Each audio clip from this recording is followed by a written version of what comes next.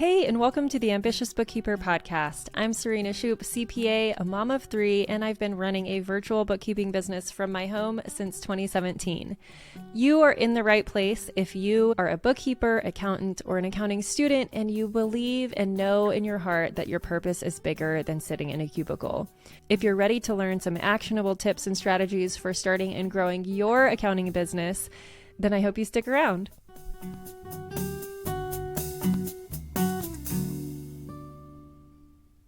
Welcome back to the Ambitious Bookkeeper podcast. Today, I have another special guest. Every guest is super special, and I know I say that every time I bring someone on. But today, I have Ryan Lazanis on with me I'm not really sure where the conversation is going to go, but welcome, Ryan. It's so nice to have you. Thank you very much, Serena. Really nice to be here. Yeah, it's kind of for me, it's a full circle moment because when I first started the Ambitious Bookkeeper, I was in Amy Porterfield's List Builder Society, and I know you were in that group. I don't know if you were part of List Builder Society or DCA, but I remember seeing you in the group talking about accounting stuff too, and I was like, oh my gosh. And then I just watched your brand like explode over the years too. And so it's kind of, for me, I'm like, this is a like fangirl moment. Did we ever talk about that? I don't know. Okay, I don't know if I talked about it at ZeroCon when we chatted or not, but I don't know if we did, but maybe we did. But I mean, that was like the first online course I ever bought, and same. I don't know how helpful it was in hindsight, but I think it helped me get started, I guess. Mm-hmm. But yeah, now you're bringing back memories, so thanks for that. Yeah, I agree with sometimes.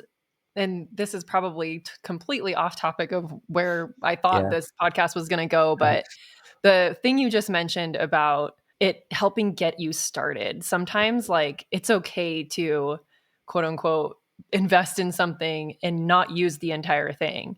Yeah. And as long as it helps you stop spinning your wheels and gives you the motivation to start what you want to start, then it was a win, right? Yeah, absolutely. I mean, and I think that's what we're trying to help with at the same time as well, is stop reinventing the wheel. And I think like we have so many good resources at our hands right now.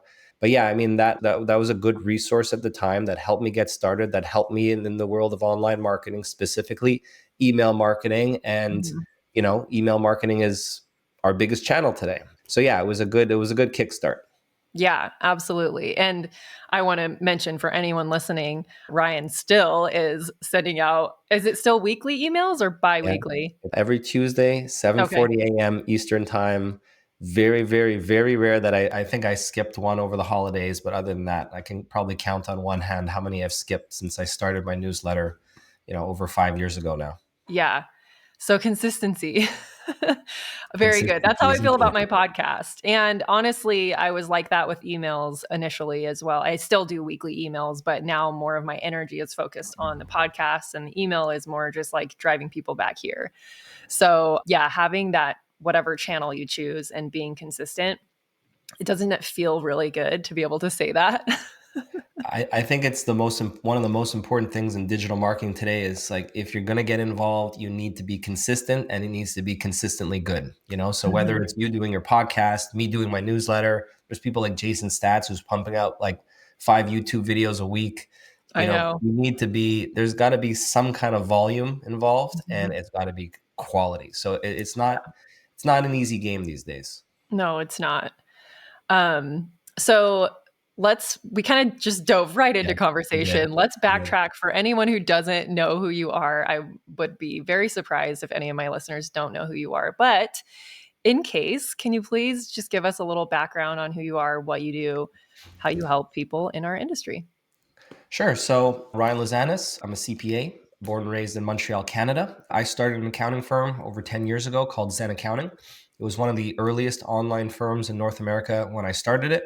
And it was really geared towards, making things easy for the firm owner and the clients involved. So just really making accounting easy and pain-free. I had so many great ideas to launch that firm. The problem is I had no clue how to execute because I was very inexperienced and I didn't know anything about anything. I didn't know how to price. I didn't know how to sell. I didn't know how to market. I had 0 clients. I had never hired or managed anyone in my life before. And, the first few years were rife with problems and making tons of mistakes and, exceptionally stressful, nights, sleepless nights. I just didn't know what I was doing. Ultimately, I figured out the system to scale it, and I took it from scratch to acquisition. It was acquired by a corporate services firm based out of the Isle of Man in Europe. So I had to fly there, sign the deal, which was a cool experience. And then immediately I started FutureFirm after that. Even before I went through the acquisition, I knew what I wanted to do next. So I started FutureFirm to be the resource I wish I always had when I Mhm. was running my firm, so that I didn't have to make all these mistakes, so that I had a blueprint, so that I had support to lean on and a community. Future Firm really just started as a blog, just kind of journaling my thoughts and my experience about running a firm and what I would maybe do different and giving free tips and tricks out.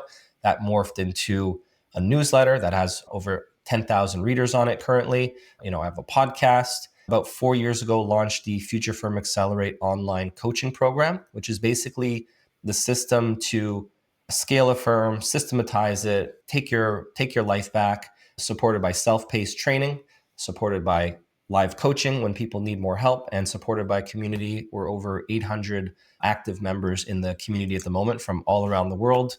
It's one of the things I enjoy the most is just connecting with firms, not just in US, not just in Canada, where I'm from, but from all corners of the earth, Australia, New Zealand, Japan, Middle East, everywhere in the world. So I think that's super cool.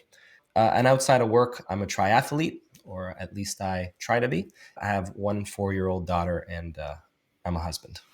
Awesome. I did not know about the triathlete thing, which is interesting because I do read your newsletter, but I don't know if you've mentioned that in I there. don't talk about it that often, but it might come up from time to time, maybe on social media. But yeah, I don't talk about it super often. But yeah, it's what I've been doing for the last 3 years. It's basically a full-time hobby, let's call it. Yeah.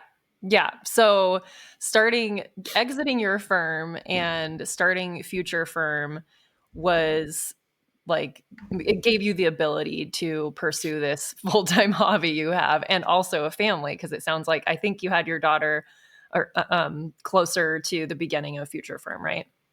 Yeah, so I started Future Firm over a little over 5 years ago, Okay. and I had a very good firm before, so it wasn't like there's a lot of things I could have done better, but it was a great business, and it was a very difficult decision to sell the business.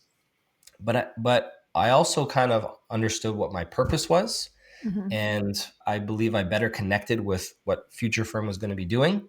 And I wanted to create Future Firm from the ground up around the concept of freedom and flexibility.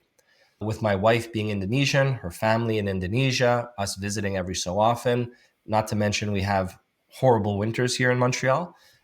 We like to go away for extended periods of time to that side of the world. So I really wanted something that wouldn't tie me down, and Mhm. also we were thinking about having a kid as well at the time. So I just needed absolute freedom and flexibility. And that's what Future Firm was built from the ground up around that concept. Yeah.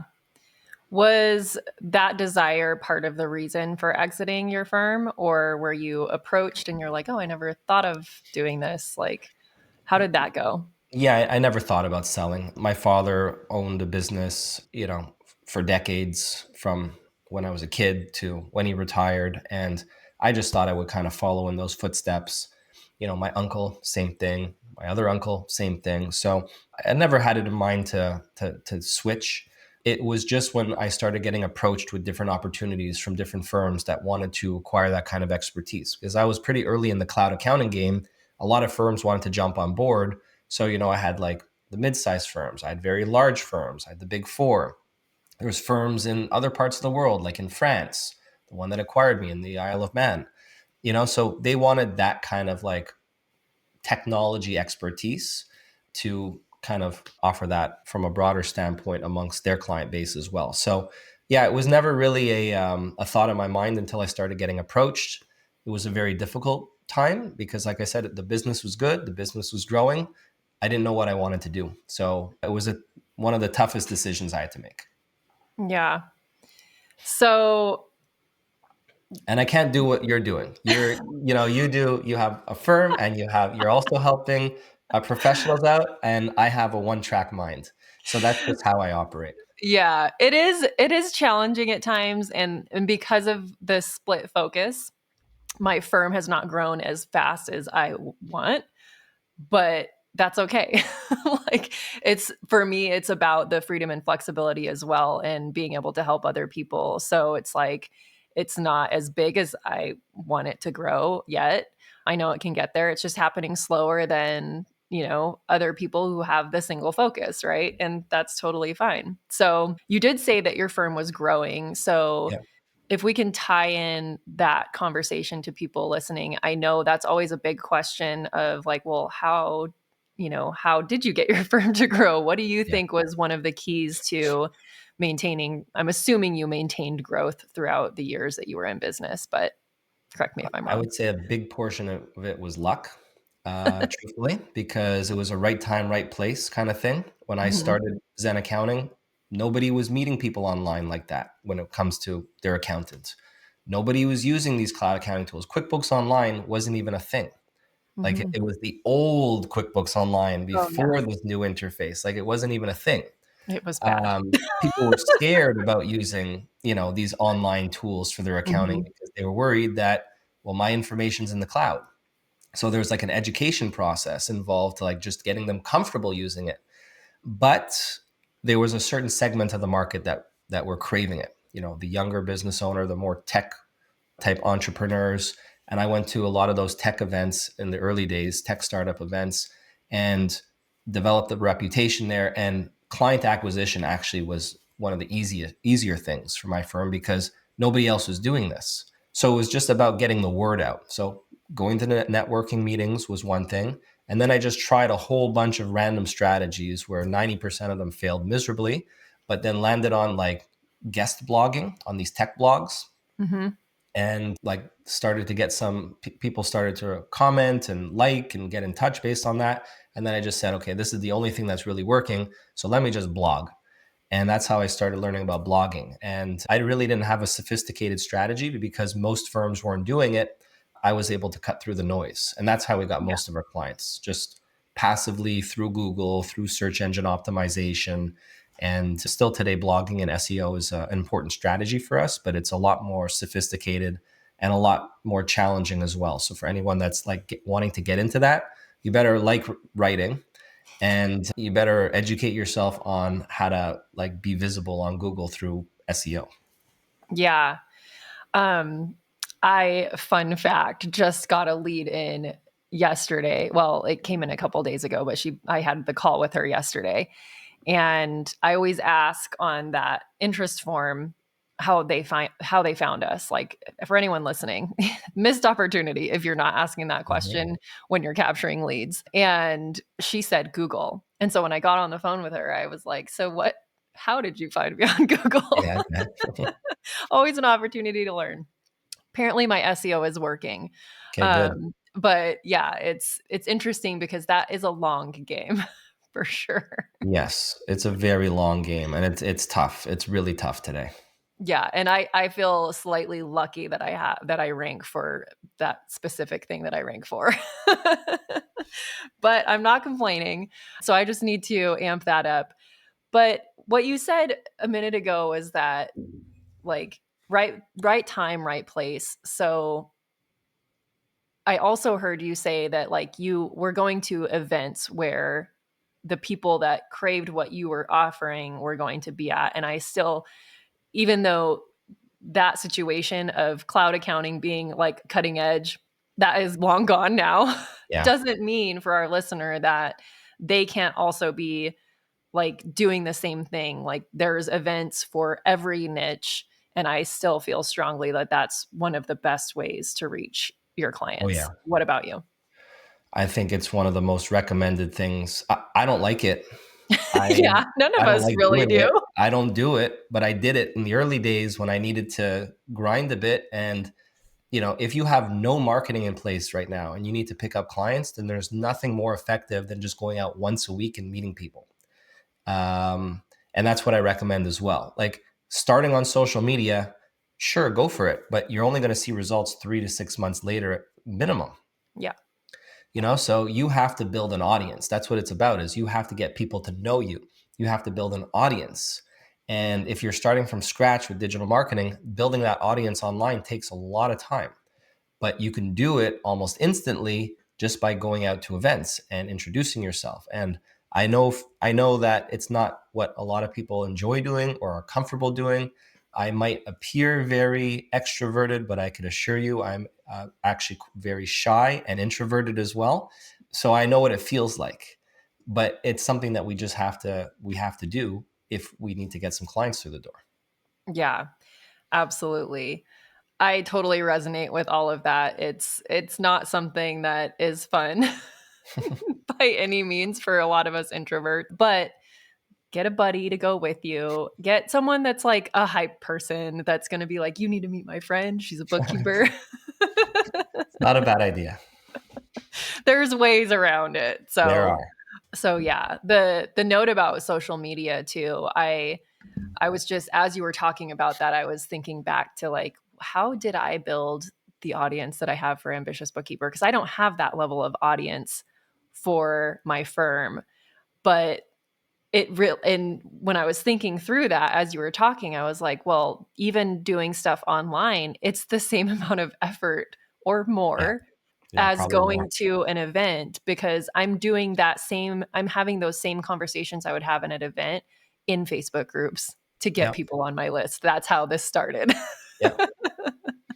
Yeah. So you can invest your time in either place, but it's going to be time probably and I energy. totally agree with you. All of this is a grind. The marketing aspect of things today, the bar is very high. It's very easy to put content. It's very easy to meet people. So how do you actually stand out? I think one thing that like has worked for me is what's driven me is like the purpose, and the passion that I have for, when I was running my firm, I was I was very frustrated with the typical accounting firm business model. I felt that provided a very bad experience to clients. I wanted to make things easy and pain free, so I was driven by that purpose.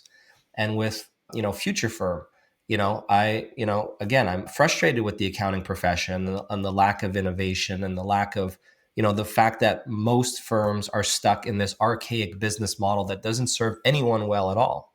And that's why FutureFirm, that's why I started it, because I wanted to help others escape from that. And, I think the concept of like freedom and flexibility we were discussing before, Serena, is very important to us.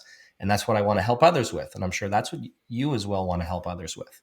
So that's really what drives me. It's not like, the financial aspect. That's like one of the last things I'm thinking about. Mhm. And I don't know really where I was going with that, truthfully. I kind of, Standing out. yeah, standing out. That I think that passion and that purpose comes through maybe in what we do, and people connect with that.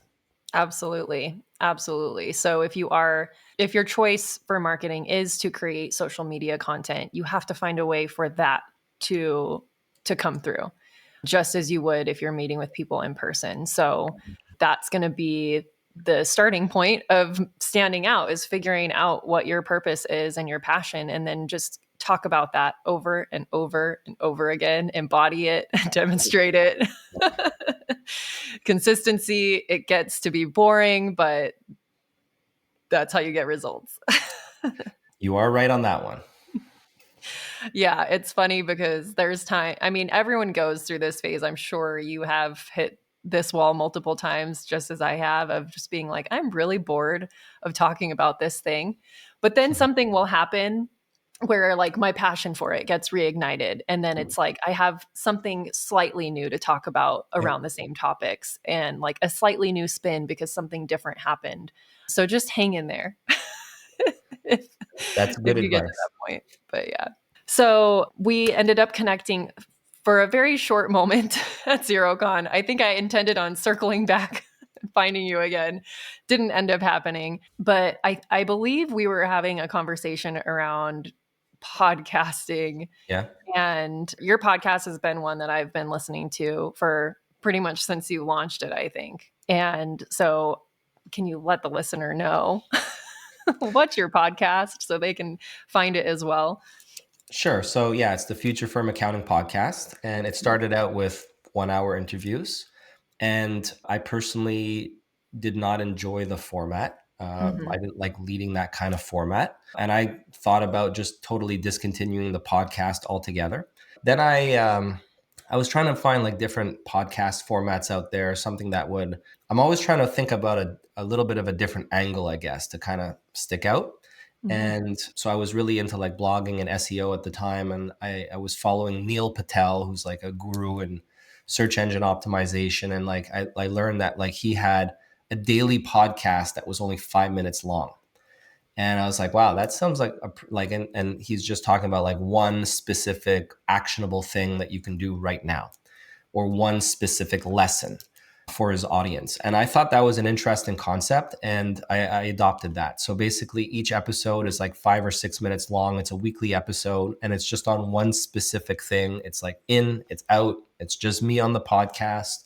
And it's meant to be like as actionable as possible. So listeners could listen and get like one tip to implement in their business. So that's the format that I've been doing. It's, we're going on 200 episodes at this point. So yeah, that's a little bit about the podcast.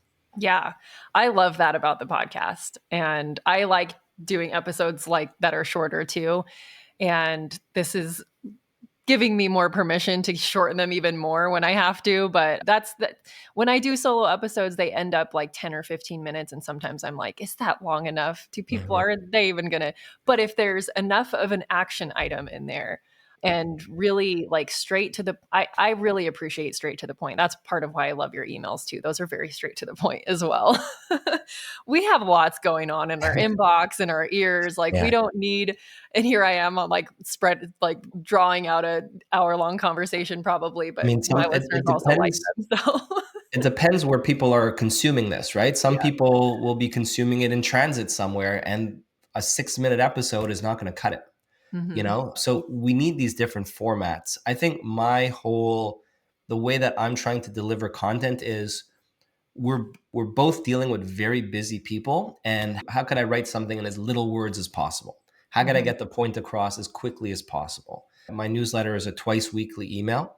There's a Tuesday email that goes out, which is like a curated, here's the top 5 things you should know about in the industry that would be helpful for you. The Sunday email is like, I want to keep that to 100 to 150 words. So it's just like, here's just like a template, or here's just like something that you can implement right now. Like cut out all the fluff possible. So I guess that's what I'm trying to achieve with the content. Yeah. And you're doing a great job of it as well. Yeah, those template emails are really cool. So, how do you come up with how do you come up with all these ideas and constantly be able to, because I know someone's probably wondering like I would love to be able to do something like that to market, but like I'm afraid I won't have the content. Well, I'm starting to run out of ideas. So sometimes I'll just go on LinkedIn. It's like, what do you guys want me to talk about? Like, tell me, please. But I think it's tuning into those that you're speaking with in the community, right? So maybe I'll see someone ask a question on LinkedIn. Maybe I'll see like in our forums, someone continuously ask the same, like people are continuously asking the same types of questions. Mhm. Maybe there's something happening in the industry that people might want to hear an opinion on, like what's happening in the world of bench, right? So everyone's kind of talked about that at this point, but that's just an example. Mhm. So I guess it's just tuning in, trying to stay as tuned in as possible. I'm subscribed to a ton of like newsletters that give me different ideas as well, related to accounting and bookkeeping, but also unrelated to that. I'm just trying to be like a sponge and absorb what people are talking about. And yeah, I'm constantly just trying to think about ideas about what people would be interested in hearing about. Yeah, thank you for doing that work. I appreciate that. Thank you. Because as much as I would love to be able to offer, like, here's top 5 things you should know about in the industry, I don't have the desire to subscribe to everything to know what's going on. I try to stay as up to date as I can, but sometimes it's just a lot of noise. So good job Yes. cutting through the noise for It does us. create a lot of noise. Thank you for reminding me. Yeah. One day I'll be very happy to unsubscribe to all those newsletters. But yeah, so that's the name of the game for me at this point. So we talked about growth and marketing and all that kind of stuff. And the other thing that I know is always a good topic to discuss and to give people ideas on is pricing. And you actually just released an episode on this recently on raising prices. And I really loved what you said when you're raising prices, not using the, I guess, excuse of like our costs have gone up Yeah. or we're spending more time. So, can you elaborate on that in case our listeners haven't heard that episode? Yeah. So I think we think about ourselves too much. We don't think about our customer or our clients enough. So, pricing is a topic near and dear to my heart. I think it's the biggest lever you can pull in your business to give yourself more freedom and flexibility for a variety of reasons. I think so many accounting professionals or bookkeeping professionals are getting it so incredibly wrong, and it's causing them to be stretched too thin, doing too much for too little. If you just understand certain strategies or tactics or frameworks about how to properly charge, you need less clients to earn the same kind of amount of money for the same amount of work. I put a lot of emphasis on that. Going through a price increase strategy amongst existing clients, we all have clients that have been with us for a while, and they might have been on a price point that maybe made sense years ago, maybe not. And we just left it in place and it no longer makes sense. So there, a lot of times people are maybe applying, the 5% increase, inflation, maybe it's a 10% increase because we say we have higher costs. That's not a good justification for the clients. That's just going to frustrate the client. Anytime you get some kind of communication from any supplier out there that says, our costs have gone up, we've made changes to our infrastructure or systems, and because of that, now we pass that cost on to you. And that's why you have to pay more. That's a terrible, terrible justification. That's going to just aggravate people.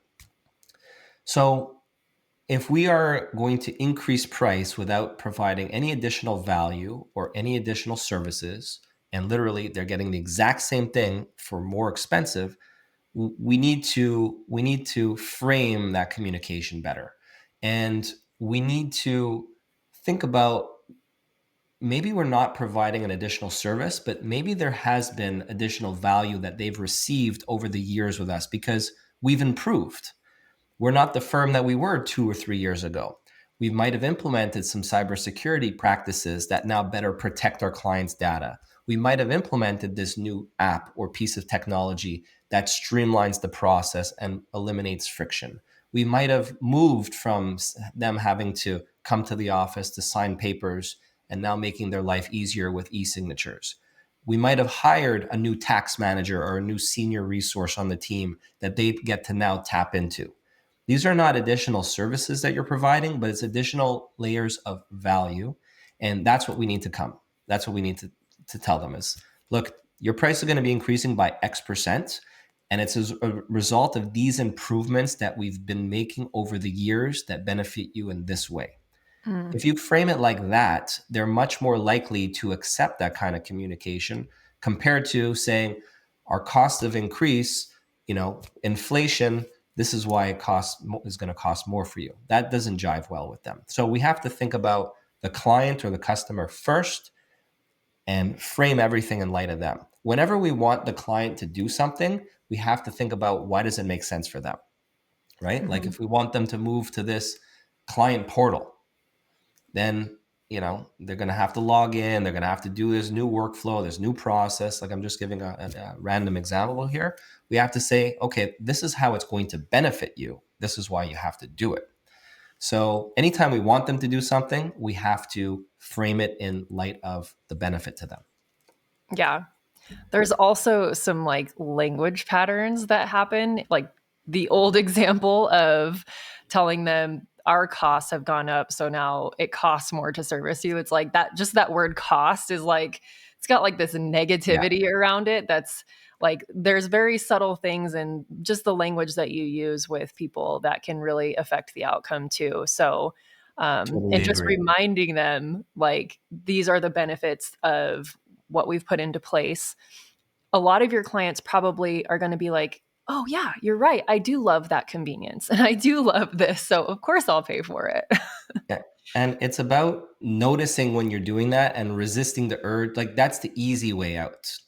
Discussing it in that way is, or saying, we spent 20 hours more on you this year. So that's why it's going up. That's the easy way out. It makes sense for us, but nobody really cares about the hours that you work, as an example. So it's all about, okay, how could we turn that communication around and frame it for the client in a way that makes sense for them?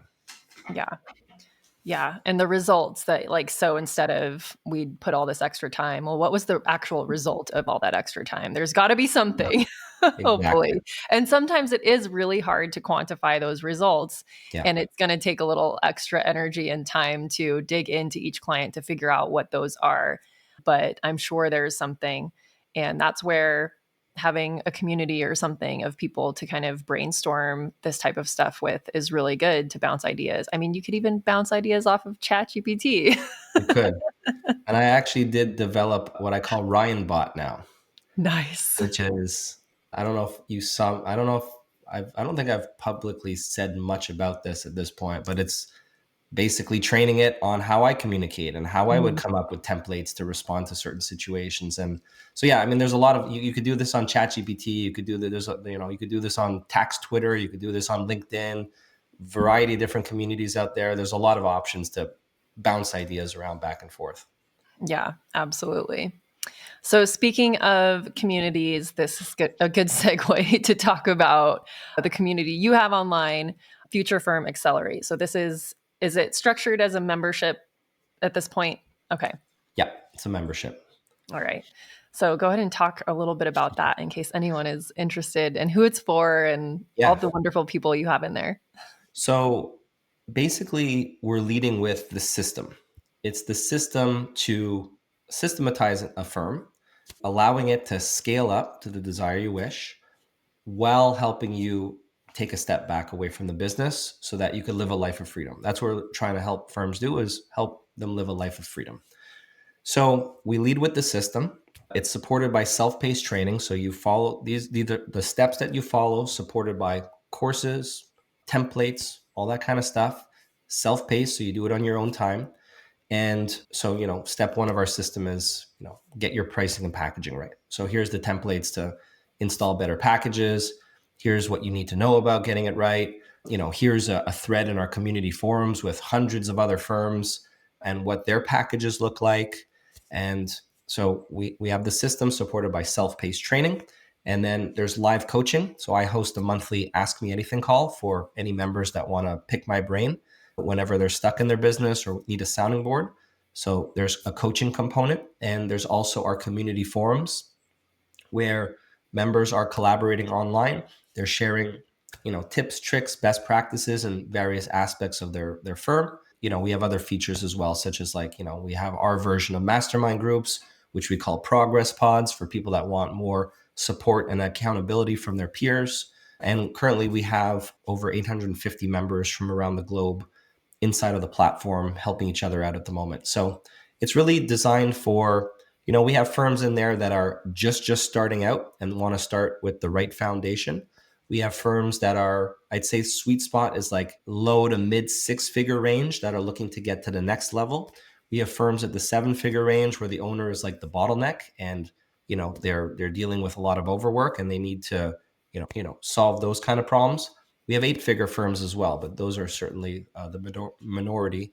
And it's really for people that just are looking for a more systematized version of their business so that they can step back and enjoy more freedom and flexibility with their family, with their friends, and for their hobbies, and finally take some real vacation time. Awesome. Well, thank you so much for providing a space for all these types of firms and doing the work that you do for our industry. We really appreciate it. Where can people find you to connect with you? So the best place is probably following along on the newsletter, futurefirm.co/newsletter. And you get my email addresses there as well. But that's my most popular piece of content, is the newsletter itself. Anyone listening that wants to, consume some of the content, that's the best place to go. Awesome. Well, thank you, Ryan, for coming on the podcast. I really Thank you appreciate very your much, Tarina. I time. really do appreciate it. Yeah. Thank you so much. We'll talk to you soon.